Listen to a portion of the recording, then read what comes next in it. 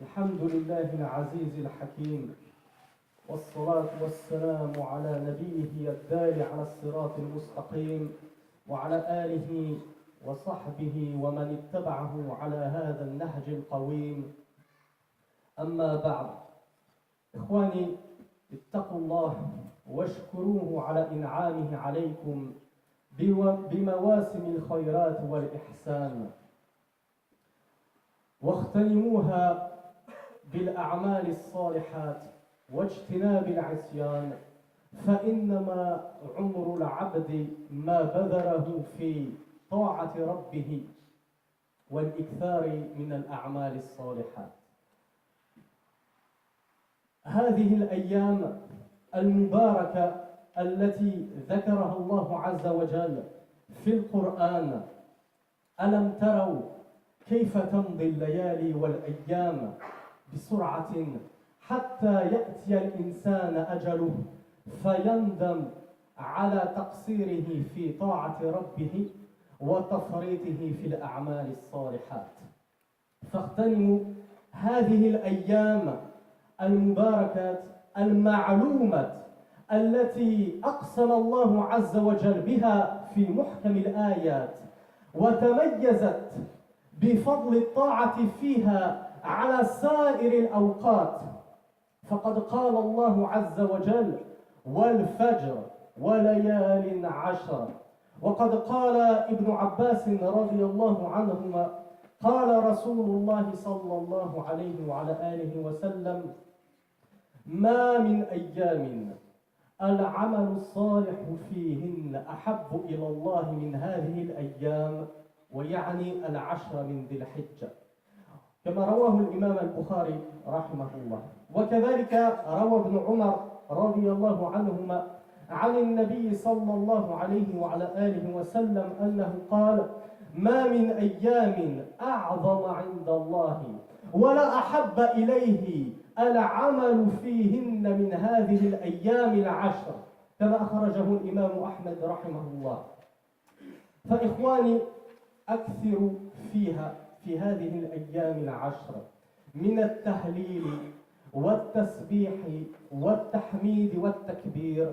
أكثروا فيها من قولكم: الله أكبر الله أكبر، لا إله إلا الله، الله أكبر الله أكبر، ولله الحمد. وارفعوا بهذا الذكر، ارفعوا أصواتكم بهذا الذكر في البيوت وفي المساجد وفي الأسواق إظهارا لشعائر الله عز وجل، ولتشهد عليكم الأرض بما سمعت منكم. ثم إخواني، أكثروا في هذه الأيام من الصدقات والبر والإحسان والطاعات كلها، من صلاة وصيام وأمر بالمعروف ونهي عن المنكر وتلاوة لكتاب الله عز وجل، وإياكم والتفريط والإهمال في هذه الأيام. Mes chers frères, je vous enjoins, ainsi qu'à moi-même, de craindre Allah en tout premier lieu et de le remercier et de lui montrer de la gratitude et de la reconnaissance pour cette faveur et ce bienfait inestimable qu'il a descendu sur nous. N'est-il pas le fait que nous ayons atteint les 10 jours de Dhil Hijjah? Ces 10 jours de Dhil Hijjah qui sont les meilleurs jours de toute l'année. Alors remerciez Allah Azza wa Jal pour ce bonheur que l'on a d'être toujours vivant durant cette période en or, et craignez-le durant cette période. Et n'est-il pas vrai que la vie, le temps de vie de l'homme ne se résume en réalité qu'à ce qu'il a accompli comme œuvre pieuse et que ce qu'il a fait pour se rapprocher de son Seigneur. Et tout le reste, en termes de futilité, en termes de distraction, c'est comme si ça ne comptait même pas parmi notre temps de vie. Et c'est comme si on ne l'avait même pas vécu. Parce qu'au jour dernier, cela ne nous servira à rien. Tout ce qu'il nous importera au jour dernier, c'est ce dont on a avancé pour notre au-delà. Mes frères, ne voyez-vous pas à quel point les nuits et les jours passent à une vitesse hallucinante et affolante, jusqu'à ce que survienne à l'un d'entre nous la mort et qu'il soit noyé dans le chagrin et le regret quand il repense au peu d'actions qu'il a avancées pour lui-même et se racheter de ses fautes, quand il pense au peu d'œuvres et d'adoration qu'il a vouées à son Seigneur. Donc mes chers frères, profitez de cette période en or pour multiplier les œuvres d'adoration. Pourquoi? Parce que cette période, ces 10 jours bénis de Dhul Hijjah, les 10 premiers, ce sont les jours par lesquels Allah Azza wa Jal a juré dans le Coran. Il a dit: je jure par l'aube et je jure par les 10 jours, par les 10 nuits, c'est-à-dire les 10 nuits des 10 jours, les 10 premiers de Dhul Hijjah, qui est le mois en cours.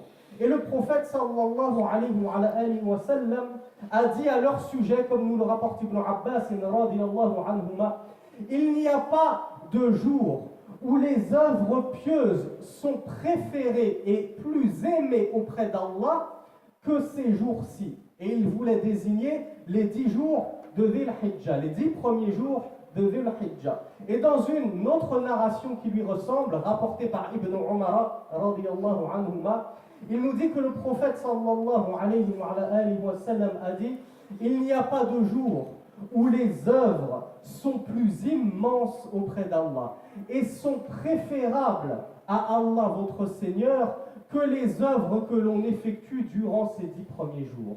Donc mes frères, saisissez cette opportunité, ne la laissez pas s'échapper. Il s'est déjà écoulé 2 jours de Dhul Hijjah. Aujourd'hui c'est le 3e. Qu'avons-nous accompli jusqu'à présent?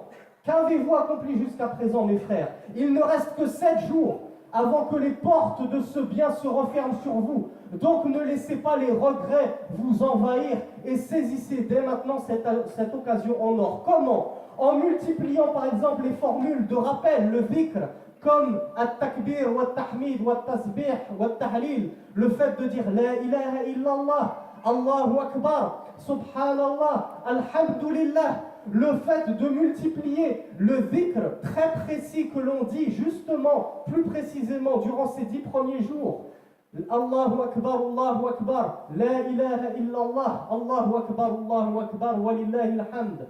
Dieu est le plus grand, Dieu est le plus grand, il n'y a d'autre Dieu qu'Allah, Dieu est le plus grand, Dieu est le plus grand, et toute la louange appartient à Allah. Multipliez de la même manière, mes frères, les aumônes. C'est vraiment les jours où il faut donner le plus d'argent possible, parce que tout l'argent que vous donnerez, vous le retrouverez en bénédiction dans votre patrimoine ici-bas, et dans l'au-delà, ce sera multiplié d'une façon dont vous vous imaginez même pas les conséquences.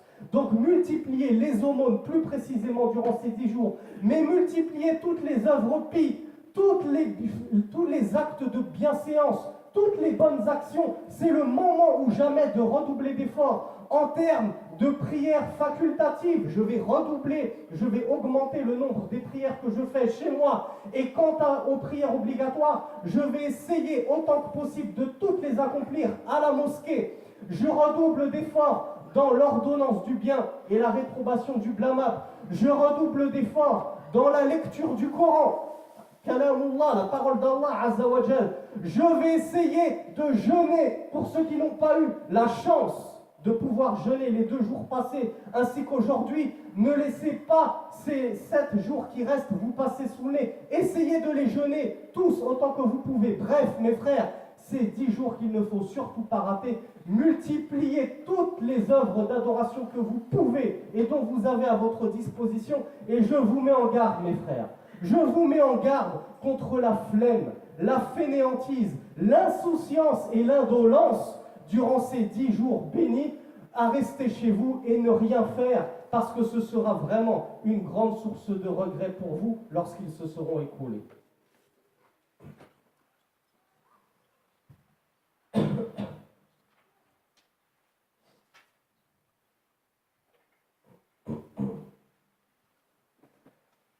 الحمد لله والصلاة والسلام على رسول الله.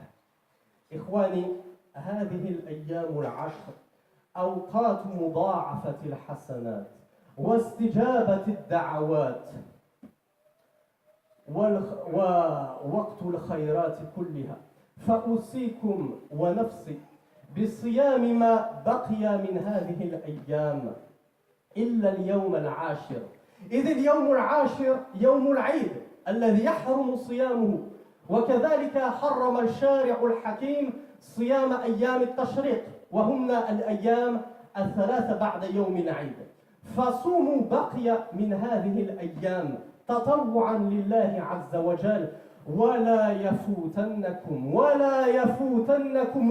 يفوتنكم صيام عرفة، صيام يوم عرفة الذي هو اليوم التاسع من ذي الحجة، أي السابق ليوم العيد الموافق ليوم jeudi 31 août 2017. إذ اليوم العيد سيكون مصادفا ليوم vendredi 1er septembre 2017 إن شاء الله. صيام يوم عرفة الذي قال عنه النبي صلى الله عليه وعلى آله وسلم يكفر السنة التي قبله والسنة التي بعده. وكذلك إخواني من كان قادرا على تضحية غنم أو بقر أو إبل فلا يحرم نفسه من هذا الخير الجسيم. ومن نوى تضحية ليوم العيد فليمسك عن شعره وظفره كما قال النبي صلى الله عليه وعلى آله وسلم إذا رأيتم هلال ذي الحجة فمن أراد منكم أن يضحي فليمسك عن شعره وأظافره كما رواه الإمام مسلم رحمه الله. وأخيرا إخواني أذكركم ببعض سنن العيد ليوم العيد أن تؤدوا صلاة العيد ما استطعتم وإن استطعتم في المصلى رجالا ونساء إن لم نكن بوجوب صلاة العيد والذهاب إليها بطريق والعودة منها من طريق آخر. وكذلك من أراد أن يضحي سواء أن يضحي بنفسه أو وكل أحدا عنه ليضحي عنه فلا يتناول الطعام حتى يضحي. هذه من سنة النبي صلى الله عليه وعلى آله وسلم. وكذلك من سنن العيد الذكر والتكبير المؤكد من ليلة العيد إلى آخر أيام التشريق. وكذلك للرجال خاصة دون النساء لبس أحسن وأجمل الثياب والتطيب. Donc mes chers frères, cette période en or des 10 jours de Dhul Hijjah, c'est la période durant laquelle les œuvres pies, les hasanat, les bonnes actions sont multipliées, décuplées, d'un chiffre impossible à cerner par notre entendement humain. Et c'est le temps où les invocations sont exaucées. Donc ne passez pas à côté des œuvres pies durant cette période en or. Et parmi les meilleures œuvres pies que vous pouvez vouer à Allah durant ces 10 jours, ou en tout cas, vu maintenant le vendredi que l'on est, il ne reste qu'une semaine avant la fin de ces 10 jours, il ne reste qu'une semaine, 7 jours, essayez de les jeûner. On va dire jeûner sauf le vendredi. Ne jeûnez pas le 10e jour de Dhul Hijjah. Pourquoi? Parce que le 10e jour de Dhul Hijjah, c'est justement le jour du Eid, c'est le jour de la fête. Or, le prophète sallallahu alayhi wa sallam a interdit de jeûner le jour d'Al-Eid, de même qu'il a interdit de jeûner les Ayyam al-Tashriq, qui sont les 3 jours qui suivent Al-Eid. Donc vous avez 4 jours que vous ne pourrez pas jeûner, le jour de la fête et les 3 jours suivants. Mais à partir d'aujourd'hui, ou en tout cas de demain, pour ceux qui n'ont pas commencé leur jeûne aujourd'hui, essayez mes frères de jeûner tous les jours jusqu'à l'Aïd. Le Aïd, vous ne le jeûnez pas. Et mes frères, je me suis énervé en arabe, pardonnez-moi, mais vraiment, je veux que chacun d'entre vous, lorsqu'il sort de la mosquée, note sur son téléphone portable, sur son agenda, sur son front s'il le faut, de ne pas passer à côté du jeûne du jour de Arafat. Qu'est-ce que le jour de Arafat? C'est le 9e jour de Dhul Hijjah. C'est donc le jour qui précède le jour d'Al-Eid. Un jour avant l'Aïd. C'est très facile à retenir. Vous voulez un mémo technique? C'est le jour avant l'Aïd. C'est la veille d'Al-Eid, tout simplement. Ce jour-là, mes frères, jeûnez-le. Jeûnez-le, ce n'est pas une obligation. Mais par pitié, ne ratez pas un tel fadl, un tel honneur, un tel bénéfice, un tel trésor. Pourquoi j'insiste autant sur le jeûne du 9e jour de Dhul Hijjah, le jour de Arafat? Parce que le prophète sallallahu alayhi wa sallam vous a dit le jeûne du jour de Arafat efface les péchés de l'année avant lui et les péchés de l'année après lui. Allahu Akbar mes frères. 2 années de péché qu'Allah vous pardonne pour un seul jour de jeûne. Mais wallahi, il faudrait vraiment être fou pour passer à côté d'un tel trésor. Vraiment, à moins d'être malade, à moins d'effectuer un voyage fatigant, comment peut-on passer à côté d'un tel joyau? Donc le jour de Arafat, mes frères, s'il vous plaît, notez-le et jeûnez-le, il correspondra au jeudi 31 août 2017. Pourquoi? Parce que l'Aïd, Inch'Allah, tombera le vendredi 1er août 2017. Donc jeudi, un jour avant l'Aïd, on jeûne tous, bi'iznillah, le jeûne de Arafat, pour se voir, par la grâce d'Allah, pardonner 2 années entières de péché. Ensuite, mes frères, que celui qui a la capacité parmi vous d'offrir un sacrifice pour le jour de l'Aïd, que ce soit un agneau, que ce soit une vache, que ce soit un chameau, eh bien qu'il ne se prive pas de ce bien immense. Et que celui qui a l'intention de sacrifier, eh bien qu'il s'abstienne depuis le début du mois, car normalement il fallait commencer depuis le début du mois, jusqu'au moment où il va sacrifier, qu'il s'abstienne de prendre de ses poils, ou de ses cheveux, ou de ses ongles. Car le prophète sallallahu alayhi wa sallam a dit lorsque vous voyez le croissant lunaire de Dhul Hijjah, c'est-à-dire que vous avez vu que le mois de Dhul Hijjah est entré, et bien que celui d'entre vous qui veut offrir un sacrifice, qu'il ne prenne ni de ses poils ni de ses ongles. Et cela vaut aussi bien pour les hommes que pour les femmes.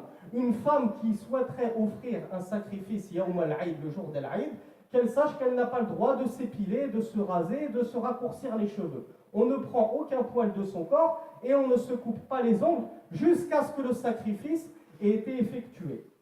Et enfin, mes frères, on termine par vous rappeler quelques sunan, quelques guidées prophétiques du jour d'Al-Aïd, car malheureusement, on n'aura pas l'occasion de se revoir jusqu'au vendredi prochain, qui va tomber justement Yawm al-Aïd. Donc je vous fais le rappel dès maintenant. Parmi les sunan d'Al-Aïd, il y a le fait d'assister à la prière d'Al-Aïd. Et on dit sunan pour ne pas dire qu'elle est obligatoire. Même si, on l'avait déjà évoqué, l'avis le plus correct, c'est que non seulement elle est obligatoire, mais en plus pour les hommes comme pour les femmes. Tout le monde est tenu d'assister à la prière d'Al-Aïd. Et on essaye d'emprunter un chemin à l'aller et de changer de chemin au retour. On n'emprunte pas le même chemin à l'aller et au retour. Et parmi les sunan d'Al-Aïd, il y a le fait de faire al-takbir al-mukhassas al-mu'akkad. Donc c'est le fait de dire Allahu Akbar, la ilaha illallah, Allahu Akbar, walillahi alhamd. Et cette formule, on a vu, il est bon de la dire durant les 10 premiers jours de Dhul Hijjah. Mais plus précisément encore, depuis le soir de la veille d'Al-Aïd, c'est-à-dire le Maghrib qui précède le jour d'Al-Aïd, jusqu'au dernier jour de Ayyam al-Tashriq, c'est-à-dire les 3 jours qui suivent Al-Aïd.